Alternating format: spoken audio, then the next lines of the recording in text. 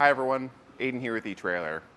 Today we're going to be taking a look at the Benton Bike Rack's ShiftShow, and we're going to see how it fits on the back of our 2022 Ford Maverick. Now this is going to be a more entry-level option when it comes to hanging style bike racks, and in general hanging style racks tend to be more entry-level anyway. So if you've got some super nice bikes, I would recommend going the route of a platform rack. You can find some of the many options here at etrailer. But with this, the bikes are going to hang by their frames on this single arm. Now, the single arm I'm not the biggest fan of for stability, just because it doesn't spread the force on your bike frame out as far, but it does provide one big benefit for smaller frames like you might find on a kid's bike. The fitment will vary depending on, say, if you have a water bottle cage or something, but because you don't have these two arms spread apart, those smaller frames should be able to slide over this arm a little bit more easily, although you probably will still need a bike adapter bar for any alternative frames. That is sold separate, but it's going to give you a point between the handlebars and the seat post, so you have a bit more of a flat attachment point, and your bike isn't any more angled than you see right here on my bike. In addition to that, you'll have a 40-pound weight capacity per bike, which for hanging bike rack standards is actually really impressive. So if you do find yourself getting some heavier bikes without quite delving into that e-bike territory yet, this could be a good option for you. You do have the ability to tilt this rack away from the vehicle. And typically with hanging racks, we don't recommend doing it with bikes loaded, but on this particular rack, there is a pretty good amount of clearance. So just go to the bottom and pull this pin, and you can ease the rack away from the truck, and you'll see what I mean. This doesn't have a super aggressive tilt, so that means even this outer bike, especially if it's like a kid's bike, probably won't be hitting the ground, but you will probably want an extra set of hands to help you lower it down, just because it'd be hard to reach with 4 bikes loaded up, or even just 2. On the Maverick, this does not give us enough room to fully open our tailgate. It will hit the mast right here, but the point it's touching is just plastic, this little lip on our tailgate. So for me personally, this wouldn't bother me. If I needed to get something out of my bed, I would feel totally comfortable just reaching in there, grabbing it out and letting the tailgate rest here. I just wouldn't be putting weight on it personally. And then when you're done, all you gotta do is grab the mast and lift it up towards you. There's a decent amount of room in here, so if that's a little uncomfortable, again, maybe just grab a friend to help you lift it from the other side. To unload the bike, we'll just undo all 3 of our straps by pressing in that button and releasing the ratcheting strap. 2 on top and 1 on the side to act as an anti-sway cradle. These all will fold out of the way so they're not being too much of an obstruction, and you will have to pretty carefully feed this off. At least with my bike, I've got that full suspension, so in the middle of the frame there's not a ton of room to work here, but it goes quick enough, and depending on the bike that you have, it might be a lot easier for you.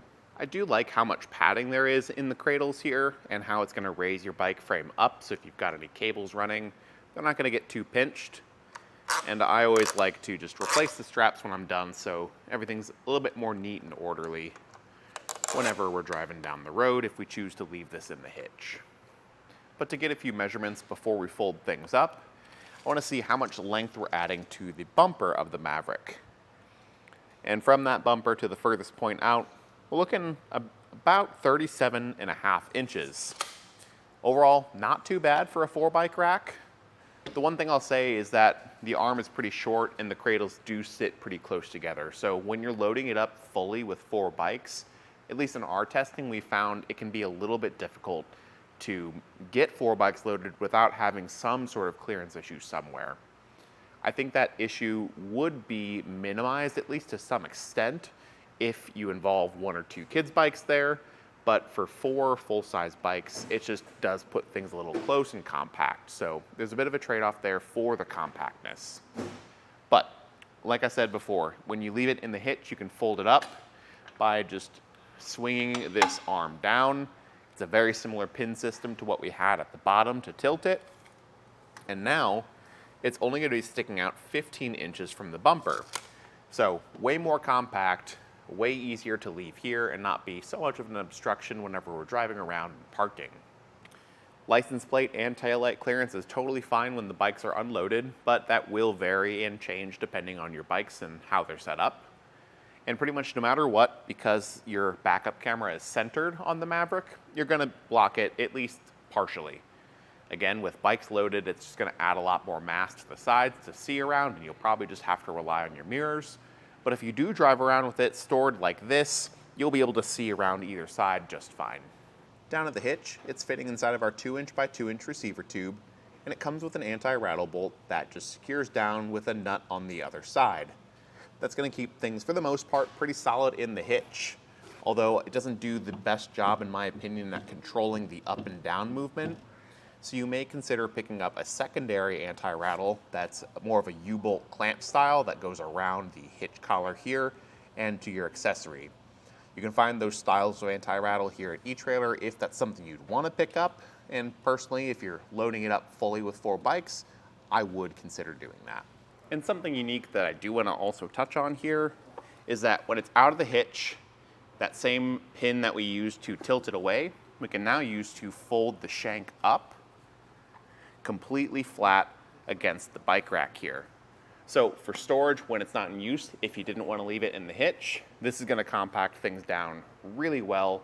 So if you didn't have a garage, say you're living in an apartment or city dwelling where you just don't have much space at all, this is going to pack down way more than really any other hanging bike rack or bike rack in general. But overall, I think it's a fine fit on the Maverick.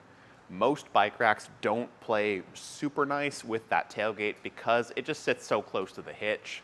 So that's something that you're probably just going to run into no matter what bike rack you end up picking, unless you go for something super premium. The one thing I'll say is that if you do plan on loading this up with 4 bikes, but you still want it to be kid-friendly and you want to have fewer bike-to-bike contact issues, at least in my own personal testing, the Hollywood Rack's Destination 4 bike rack holds up much better. It's very kid-frame friendly. It's a platform-style bike rack, which I like quite a bit. It just doesn't tilt away from the vehicle. So if you did need to get to the bed or drop the tailgate, you'd have to either reach over the sides or drop the tailgate and fold up your tonneau cover or whatever you have back there to gain access. For me, that's a price I'd be willing to pay if I were using it as a 4 bike rack. But if you're just carrying around 2 bikes and you want to save space, I think this is a perfectly fine way to go. Again, my name's Aiden here with eTrailer, and thank you for watching.